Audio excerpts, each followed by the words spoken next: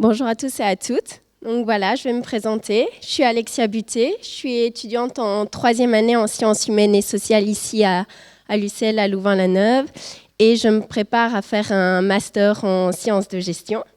Donc pour restituer un peu mon parcours, tout a commencé, je dirais, en 5e primaire, quand j'ai commencé à subir du harcèlement scolaire, c'est-à-dire donc en 5e et 6e primaire, je recevais des mots, des méchancetés dans mon banc, on cassait mes boîtes à tartines à la cour de récréation.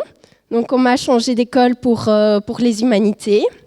Et en 2e humanité, j'ai commencé à faire une dépression et également à sombrer dans l'anorexie. Donc un jour, la directrice m'a pris à la cour de récréation pour m'amener aux urgences psychiatriques à Saint-Luc, à Bruxelles, parce que voilà, j'ai commencé également à me mutiler. Donc ça a été un peu le début de l'enfer à l'âge de 14 ans. On m'a d'abord proposé un suivi en ambulatoire à Saint-Luc. Et puis, ça n'allait toujours pas mieux. Donc, à l'âge de 15 ans, on a commencé des hospitalisations. Donc, qui ont commencé en 3e humanité, à nouveau en 4e humanité hospitalisée. 4e humanité, j'ai doublé mon année parce que je n'ai pas pu suivre ma scolarité du fait que j'ai été hospitalisée pendant un trimestre. Ensuite, j'ai recommencé une 4e humanité dans une autre école. Et à ce moment-là, à nouveau, j'ai dû être hospitalisée. Et là, on a pris la décision de me mettre sous observation.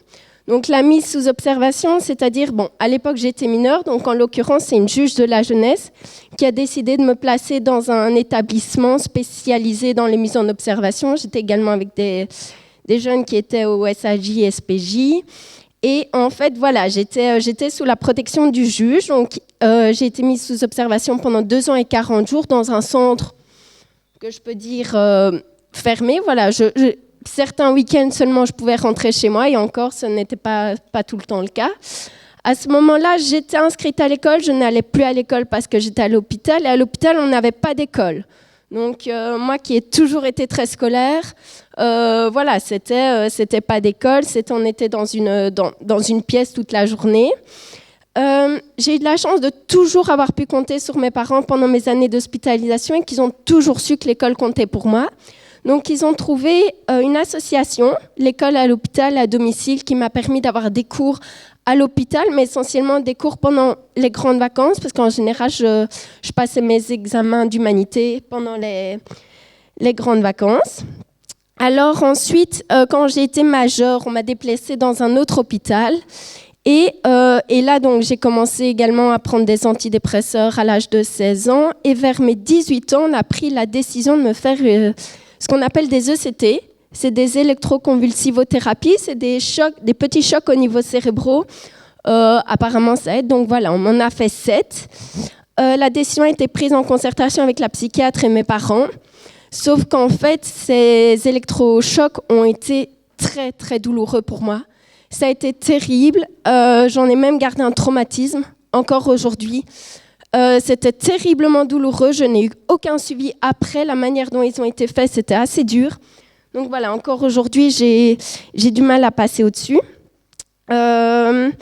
Et donc voilà. Et puis après, j'ai réussi ma réto, bien sûr, avec toujours l'aide et l'accompagnement de mes parents qui m'ont toujours soutenue pour qu'un jour j'arrive à terminer ma scolarité. Ma réto, je n'ai plus été hospitalisée, mais j'étais à la maison. Donc, c'est-à-dire que les professeurs de l'école à l'hôpital soit venaient chez moi, soit j'allais chez eux. Mais l'école ne voulait plus que je vienne, que j'aille à l'école parce que je n'étais pas assez stable, pas assez bien pour y aller. Donc voilà, donc ça a été assez dur. Et puis une fois fini ma réto, beaucoup de gens m'ont conseillé de prendre une année sabbatique. Et voilà, moi j'avais absolument pas envie, j'avais vraiment envie de rentrer à l'université, de reprendre ma vie à zéro, de recommencer, de me dire c'est un nouveau départ, on reprend tout à zéro. Et on m'a également dit, on m'a conseillé aussi d'aller en haute école pour avoir un meilleur suivi, mais voilà, j'étais pas d'accord, je voulais vraiment tester l'université, donc je suis arrivée ici il y a maintenant quelques années. Ma première année a été très, très difficile. J'étais très, très fatiguée. J'ai perdu 10 kilos, ma première bac 1. Donc, je faisais les trajets Bruxelles-Louvain-la-Neuve. Et on partait dans l'optique que cette année était plus une année de préparation. Donc, je n'allais pas présenter tous mes examens. Directement, on s'est dit, je présente que 2 examens sur l'année, par quadrimestre.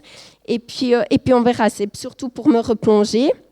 Donc, ça a été très dur, très fatigant. Puis, il m'arrivait d'oublier de prendre mes antidépresseurs le matin. Donc, pendant la journée, parfois, c'est des brain zaps. C'est quand on oublie ces antidépresseurs, on a des espèces de petits chocs électriques également au niveau cérébral. Ça m'épuisait. Parfois, mes parents venaient me chercher. J'étais KO pour le reste de la journée. Je dormais.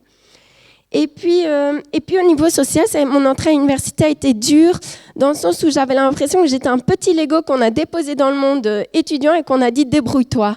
Voilà, ça n'a pas été facile parce que quand j'étais à l'hôpital, il y avait de la solidarité, on s'entraidait, on avait tous le même parcours, les mêmes problèmes. Ici, voilà, ça a été très très dur, je me sentais incompris, j'avais l'impression de ne pas pouvoir raconter d'où je venais, de peur des remarques, des critiques. Donc à ce niveau-là, mon arrivée à l'université n'a pas été facile. Mais voilà, aujourd'hui, je continue mon petit bonhomme de chemin et puis j'essaie de m'ouvrir dans des activités, même si encore aujourd'hui, j'ai des traumatismes du passé ou je ne me sens pas toujours comprise par tout le monde ou mon passé me rattrape et je ne peux pas toujours en parler. Donc voilà, le statut PEPS, je l'ai découvert au 2e quadrille de ma première année à l'université. Et il s'avère que j'étais tellement fatiguée que mon assistante PEPS m'a proposé un preneur de notes pour les cours parce que je m'endormais en cours. Donc ça m'a fortement aidée. Donc voilà. Et si je dois donner des conseils à un étudiant qui arrive à l'UNIF avec le même passé, j'irai et je suis également, je suis membre du Réto Coach, je suis notamment au conseil de fac et j'ai été déléguée ici. Et ce que je dis toujours au Réto, c'est de croire en soi, qu'il n'y a personne d'autre qui se connaît mieux que lui-même, que c'est lui-même qui sait ce qui vaut le mieux pour lui et que donc voilà, c'est toujours essayer et puis savoir que dans la vie, il y a des hauts, des bas, rien n'est rose. Je pense que ça aussi, le fait de m'en rendre compte m'a beaucoup aidé à avancer. Et puis toujours savoir qu'il y a des ressources, il y a des personnes à qui on peut se raccrocher quand c'est pas facile. C'est vrai que le monde des jeunes n'est pas un monde facile. Donc voilà, se dire que quand ça va pas, savoir qu'on a des personnes de contact.